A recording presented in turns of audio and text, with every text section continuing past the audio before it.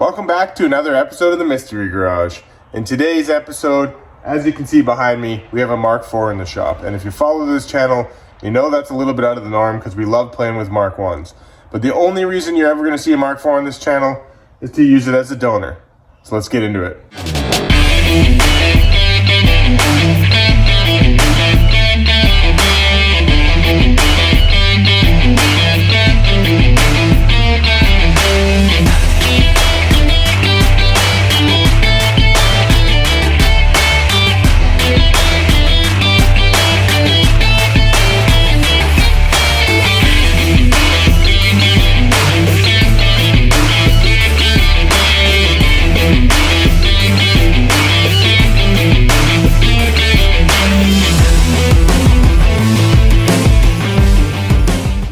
Welcome back to today's episode. Now I know in the last couple episodes we kind of got lost in playing around with that Cabriolet a little bit. Now the whole point is between then and now, I've been driving that car quite a bit as I can in between filming and working and all that sort of stuff, and I've been kind of falling in love with that car. It does need a little bit more of kind of maintenance stuff. Like I said, the fuel gauge isn't working and a couple other things like that, but it seems to be coming around pretty well. It drives really nice, it's consistent. It handles pretty nice, and it doesn't really have the clunks and bangs you usually get in an old car. It's actually a pretty smooth rider. So that means we can start thinking about what we're going to do with that car in the future. Enter the Mark IV behind me. This is our 1.8T donor swap for that car. I've had this car hanging around a little while, and if you're a fan of the channel or have been watching the channel for a while, I introduced this car quite a while ago. I want to say 6 months ago. I talked about how I picked this car up and had it sitting ready waiting. All I needed was a Mark I chassis for this donor engine to go into. So what we have behind us is a Mark IV 1.8T. This car unfortunately is an automatic, but we're going to harvest everything we need out of this car today. The reason why we're doing that now is not because we're going to hop into that 1.8T swap tomorrow, but if for any of you guys who know, when you get into swaps, you want to make sure you're prepared, just like we are with this 2-liter. Sometimes you run into a little bit of issues, so you want to make sure that you have things prepared in advance. So we're going to go ahead and pull the engine out, pull the harness, pull a bunch of stuff like that so we can get the harness off to TEC shop, get him to get it ready.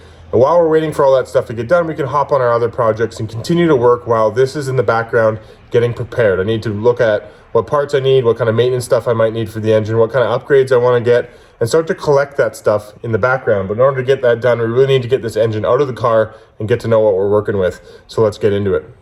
All right, I know a lot of you guys are getting really excited about a 1.8T swap coming to the channel, and I am too. This is something I've been looking forward to do for a long time. I've always wanted to have a VR6 and a 1.8T to be able to compare the two and kind of see which I prefer better. And the timing seems to be everything right now. Like hopefully you guys follow this channel. You also follow Jake's channel and Christian's channel. Jake just recently finished a 1.8T swap in a Mark II. Christian is currently about halfway in doing a 1.8T swap in his Mark III. And here on this channel, we're going to do a 1.8T swap in a Mark I. So between all three of our channels, hopefully you guys are able to dissect what Jake did, what Christian did, and what we're going to do on this channel, and kind of pick and choose what works best or what options you would like best for your particular build if you're looking into doing a 1.8T swap. So if you haven't watched those guys' episodes on their current 1.8T swaps, highly recommend you hit up their channel and catch all the content they're putting on. Here on this channel, we're obviously going to be taking this power plant and tossing it into a Mark I. There is a little bit of slight differences between what's required to get a 1.8T swap into a Mark I versus a 2 versus a 3. So here on this channel, we'll cover off the Mark I process. Now, with Mark IIs and Mark IIIs and stuff, you also run into similar questions like, well, what are you going to use for a transmission? Because that greatly changes the swap requirements. If you're using in a Mark I platform, if you're sticking with, I should say, the 0.20 transmission, there's very little you need to do to bolt this engine into a Mark I. You really only need the 1.8T mount that goes onto the block. The transmission, since it's roughly the same transmission that came in the car in the Mark I in the first place, it just bolts right up to this 1.8T. Your biggest hurdles are going to be fueling, electronics. So whether you're going to run with a drive-by cable throttle body, you're going to run a drive-by wire. Again, a lot of that has to do with what donor motor you're getting out of what car, what vehicle specifically, and other things like that. You want to work through the wiring. You want to work through what intercooler options you're running, what kind of cooling options you're running, especially in a Mark 1, whether you want to run somebody's intercooler radiator swap package, that kind of thing. I haven't fully made a decision what we're going to do quite yet. While we're talking swaps, one of the things I wanted to cover off is probably the most asked question I get asked. Now, it could be the same thing for Jake, it could be the same thing for Christian, but the question I get the most, hands down, is what is the best swap for a Mark 1? And to be perfectly honest with you, I'm not sure there's a correct answer to that question. There are so many factors that go into answering that question. I often say, what is it that you want? Because the only person who holds the answer to that question is you. What are you looking for out of your vehicle? Do you want it to be a daily driver? Is it something that you want to take to the track? Is it something you're looking for reliability out of it? Are you looking for a little bit more power than the car came with? Why isn't the original powertrain adequate? What is it that you're looking for? What is your budget? What is your accessibility to parts? Maybe you don't have the option of bringing home a donor car and stealing the parts from it. And if you need to go and individually grab all your parts, like Jake's approach is when he goes to an auto wrecker, do you have that option? I mean, for me around here, we don't have a ton of auto wreckers left. They're kind of a slowly dying breed. Property value is so expensive in my particular area that a lot of auto wreckers are turning and selling the land that they're on and no longer wrecking parts. So there's not a lot of wreckers around here that I can actually go to and pull my own parts. Some of the places have counters. You got to ask for what you want. You don't even know what they have. Sometimes you don't even know what you need. That's my favorite part about going to an auto wrecker, is sometimes you just go in there with an open mind and start grabbing stuff that really could work for you, and then you end up finding a way to go through your build. But is a 1.8T better than, let's say, an 8 valve or a 16 valve, or is it better than a VR6? I don't know. That has to do with the beauty of that decision is in the eye of the beholder. Which engine do you prefer? Well, they all have pros and cons. Like I said, budget is a big factor. There's a lot more work and a lot more money that needs to go into swapping a VR6 into a Mark 1. A little bit less with a 20 valve. Arguably a lot less with either two of these, but that's not true either, because I could easily sink more money into this ABF clone or even into an 8 valve 2-liter hybrid than I would sink into swapping this engine into a Mark 1. So like I said, so many factors go into that decision. There probably isn't a right or wrong answer. Part of the benefit of this channel is we're going to do all of these, except for probably an 8 valve. 16 valves going into one of our cars. I already have a VR6 option. We're going to build a 1.8T here, and we're going to be able to say and look at them all. And hopefully I can document, there's no question in what's going to be our VR6 drag car in the future that we're going to pull that engine out and kind of do that build over again, just because we're going to build up this block that's sitting here waiting to go into that car. So we're going to be able to do basically a ground up on every single build. Ground up on the 2-liter ABF, ground up on the 1.8T, and ground up on a VR6. And we're going to be able to make that decision, or you guys can make that decision on your own after watching what we're going to do. So first things first though, let's talk about this build. I'm going to grab as much as we may need in the engine compartment for the swap. As you can see, this car was actually stripped out by somebody else in my particular area, so I'm not really using anything else from the car. I'm just sticking to the wiring for the engine itself. The transmission, like I said, is actually an automatic, so I won't be using any of that stuff. But one thing I do like about the automatic is I'm going to know this engine was relatively babied, because it's pretty hard, not impossible, but pretty hard to be hard on an automatic engine, just because the transmission is going to limit the punishment you can give to this motor. So that being said, it's a relatively average kilometer car. I think it was in the 180s or 190s, I was told when I bought it. That being said, I'm hoping this engine was going to be well taken care of, or better taken care of, because it was an automatic transmission pairing as opposed to a manual. So yeah, first things first, let's get this car up in the air. Let's start pulling off these tires and we'll start getting to work.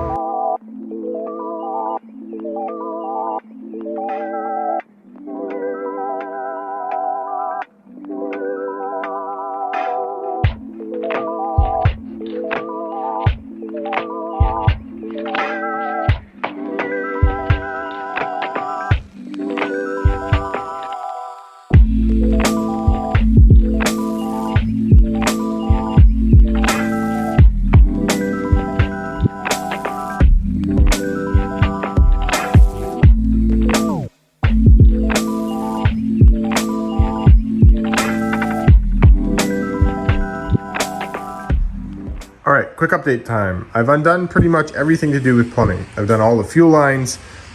We did the AC lines, which I had evacuated earlier this week. I did all the coolant lines. I did the power steering lines. I did power steering lines all the way back to the rack just to get them out of the way. And I also kind of did anything else, like I got rid of the other power steering line that was in the front of the engine, some of the AC lines that were on the front of the engine. All of that stuff was just pulled off to simplify it. I want to say though that I haven't fully decided on the execution of this swap as far as what I want it to look like once it's in the Mk1 bay and done. I think one of my favorite things to do is to make it look like it was meant to be in that car, so I'm probably going to keep a lot of the plastics and kind of try and get the execution into the Mk1 very similar to what would be stock in a Mark IV from the appearance standpoint. So I've kept the airbox, and this is kind of my keeps pile. Obviously the intercooler, I'm maybe not going to use that intercooler, probably not, but I'm going to keep it for now anyways. And I'm going to keep definitely all the engine plastics. Haven't decided on like overflow bottles and that kind of thing. This one's a little bit stained and tired. I might find a new one, but nevertheless, the idea is to have this overall scope of all the plastic look factory when it sits in the Mk1. Probably airbox properly located in the Mk1 as well, as long as I can execute all of that. So now that we've done all the plumbing, it comes down to the electrical point. You can see here that I have the waterfall undone. So we're gonna go ahead and start plucking at some of the wiring issues. Up here is the ECU. So we're gonna wanna pull all of that. We're also going to pull the other side that goes down to the O2 sensor. But first and foremost, it's easier if the engine isn't in the way. You could do it without the engine being pulled, but I find it easier in this case just to pull the engine first. So what we're gonna do is actually unhook the engine itself from all the electrical connections, pull all the electrical to each side, pull the engine out, and then we'll pull the harness afterwards. So the rest of it's gonna be a little bit time consuming in the time-lapse scenario, so let's jump into that.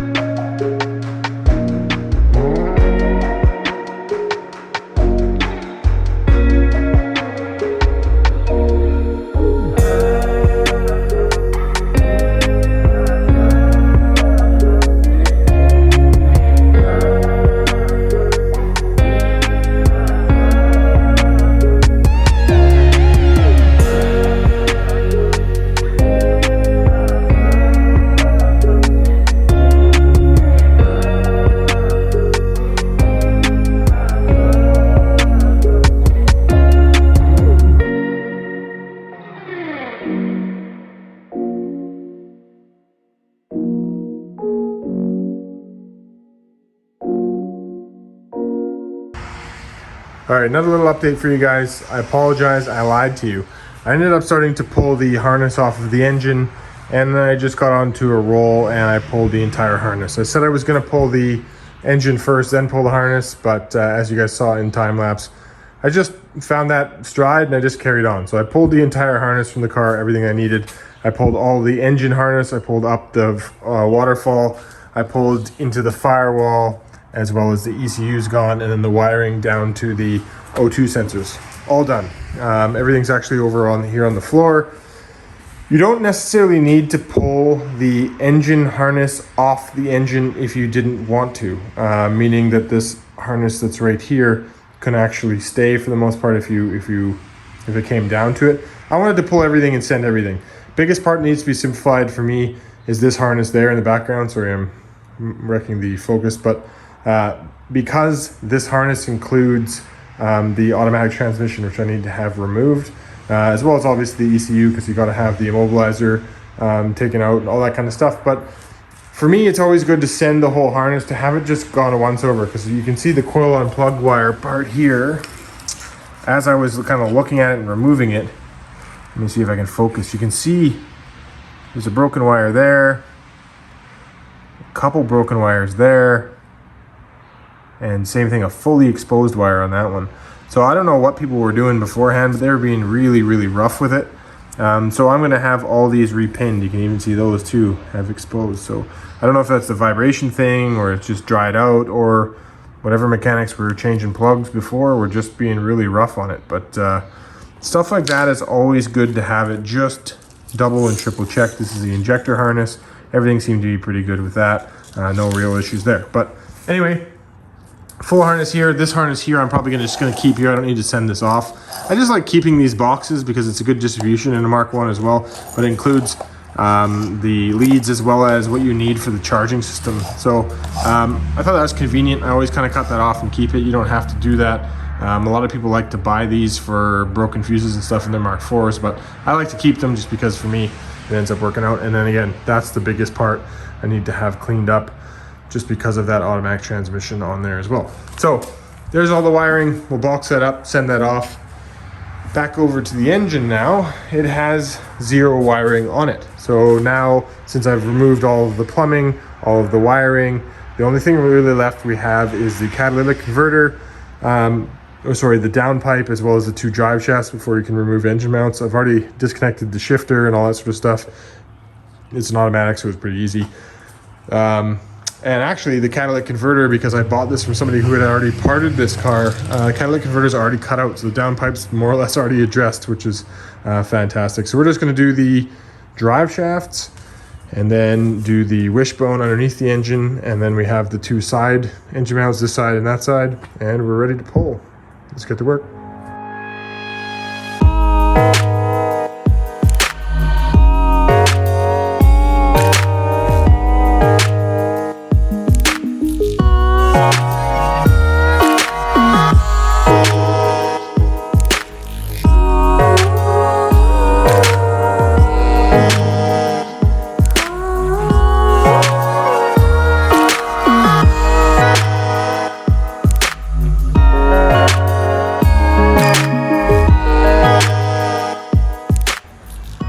All right, we are out. So let me clean up the mess I made and we will be back in 2 seconds. All right, a little bit more cleaned up now. Got the car back down on the ground on its wheels. Next is to draw our attention to the transmission. Got to remove that baby. It is an automatic, so we have to pull the torque converter bolts and then separate the transmission and pull it off. I obviously won't be using it. Actually, the reason why the car was parted was because the transmission has been blown or something went wrong with it. So it doesn't really matter anyways. Cool thing I did notice while I was taking the engine apart and pulling it, I realized there is a forge diverter valve on here. Not sure why that's the case and not an automatic, but nevertheless, that's about a $200 piece, so that's pretty cool. Other than that, everything's looking pretty good. Like I said before, the person I bought the car from actually cut the catalytic converter out, so the downpipe is chopped, but that's okay. I'm gonna end up removing it and putting a Mark 1 downpipe in it anyways. So let's go ahead and start pulling this trans.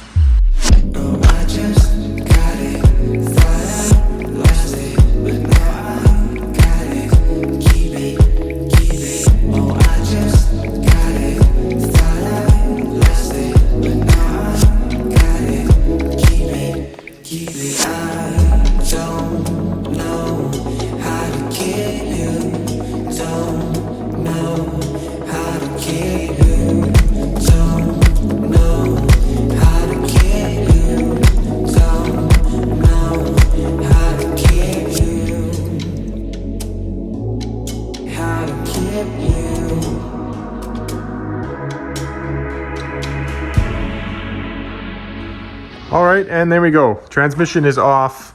I kind of relayed everything out on the ground here. Wiring harness, engine, I kind of mock fit the intercooler. Obviously, I'm probably not going to use this option just because this doesn't really fit or work with the Mark 1. But this is kind of how it's set up in a Mark 4, so you guys can see it.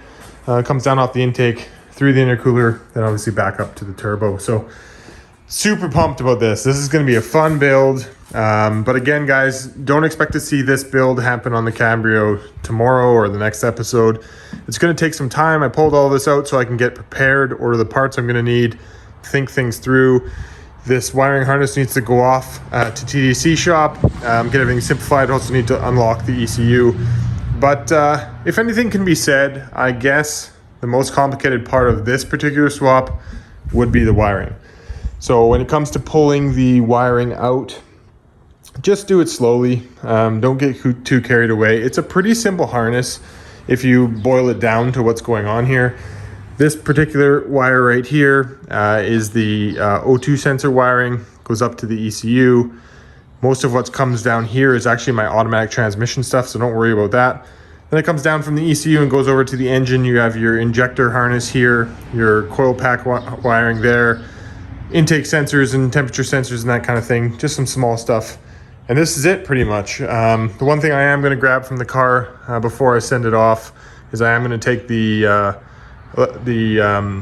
throttle pedal out of this car, as well as a pigtail off of that, because Dave at TDC will ultimately probably hook it up where it's a throttle by wire as opposed to throttle by cable. So anyway, here's the motor in its fine glory. The one thing I didn't say is this is an AWW.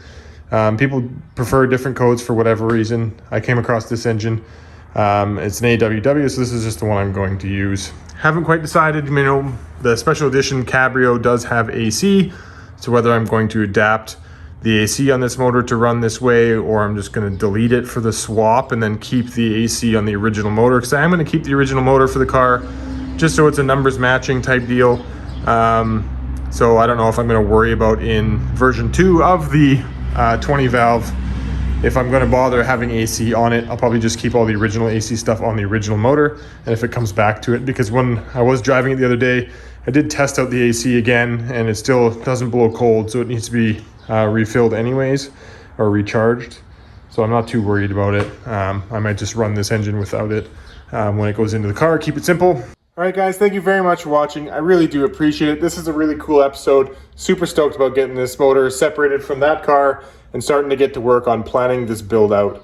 Now, generally, it's going to take a few weeks at least to plan the build out. Then you're going to start thinking about ordering parts, getting everything here, and then we should look about midsummer about doing the swap. So if you guys have any questions, by all means, drop them in the comments. I apologize about not getting back to everybody in the comments over the last little while. I've just been crazy busy, but I promise you I will. So look forward to getting my responses pretty soon. And then after that, I'll be able to keep up with it. We just had a couple crazy weeks behind me. But now I'm excited. We're moving things forward. We can get this thing set aside. I'll probably get an engine stand for it as well and get it ready. And then we can start pulling in the other cars. I do want to get back onto Stepchild. It's not a forgotten project. I'm just trying to set some stuff up in the background, but I'm going to pull that thing back in pretty soon. Also, there's some upcoming drag track days in my local area because of COVID-19. Things are starting to open up a little bit.